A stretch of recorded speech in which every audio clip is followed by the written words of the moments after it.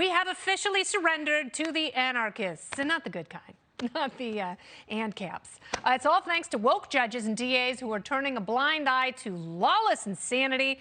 So how can we save this country before it completely falls off a cliff? Now get a load of this. Back in 2020, during the George Floyd riots in Minneapolis, a guy named Montez Lee set fire with an accelerant to the Maxit pawn shop. And he was caught on video setting the fire, saying, "F this place." Even worse, a man who was inside the shop died in the fire. But here's where things get a little surreal. In the arsonist sentencing memorandum, the feds determined Lee, quote, does not appear to pose a danger to the public. Well, that's fun.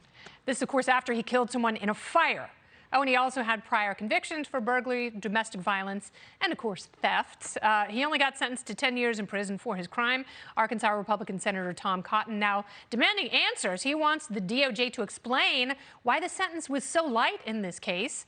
But as you know, Minneapolis was not the only place destroyed by violent Marxists. Blue cities across the country were ransacked, particularly in the Pacific Northwest. Remember Chaz? Yeah, well, many U.S. Marshals put their lives on the line protecting federal buildings and businesses from these psychopaths. But now it appears the Biden administration won't help defend marshals who are being sued by the people who attacked them. Last week, Fox News reporter Jackie Heinrich asked the White House to please explain.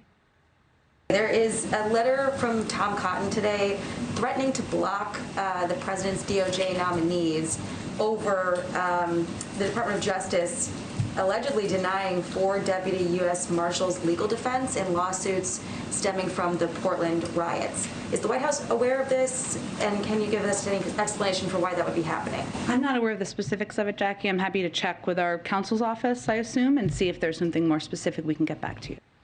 Yeah, it's so weird they never have an answer when the question makes them look bad. So is the White House emboldening these lawless maniacs by not seeking just penalties and not defending the federal officers who risk lives to protect cities like Portland? Here with me now, journalist and author of Unmasked: Inside Antifa's Radical Plan to Destroy Democracy, now with an updated release. Andy Ngo is back. Welcome back, Andy. Thank you for having me on. So you gave me an incredible tour of Portland, and an incredible meaning it has turned into a cesspool that mated with an armpit. It was very sad to see what the city had become in the wake of just ongoing riots. It was an onslaught, and marshals there were incredibly frustrated because, you know, if they did make arrests, no one was prosecuted. Are you surprised that the DOJ, normally they do provide legal counsel for federal law enforcement, but they're not here? Are you surprised by that? I am surprised, but really we shouldn't be, because we've seen the direction of where both our local criminal justice system as well as the federal justice system, the direction that it's been going.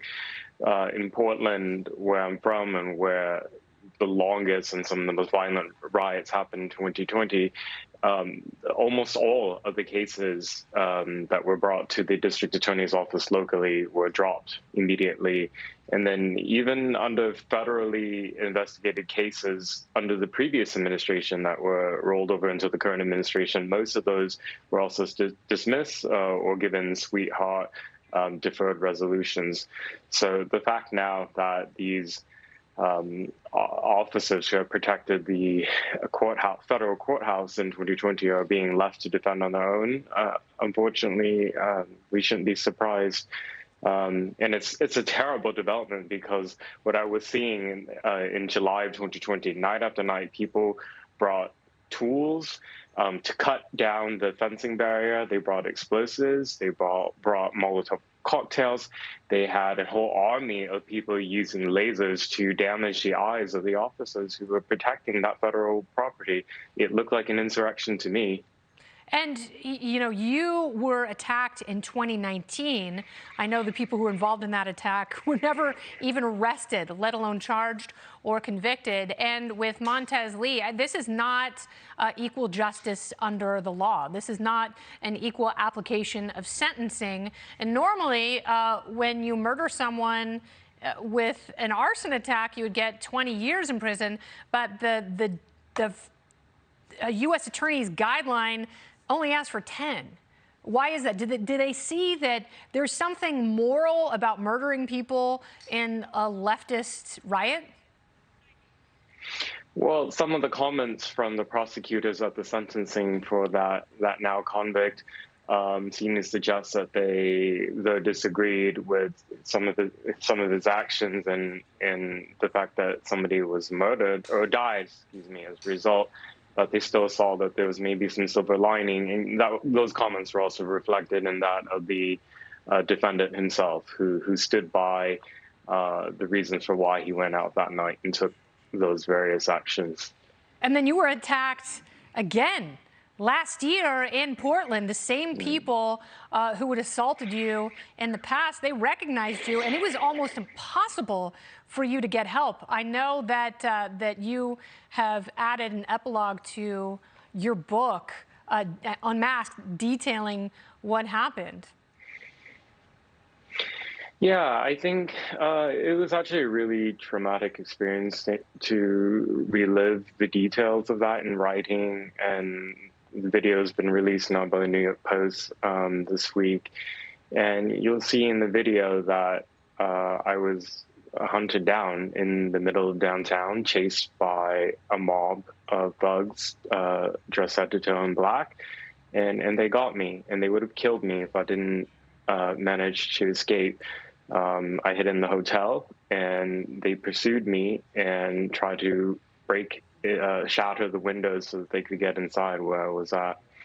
Yeah, the hotel didn't even want to call the police on your behalf. That's how terrorized people have been in these riots in Portland. Thank God you made it out alive. I really enjoyed reading your book.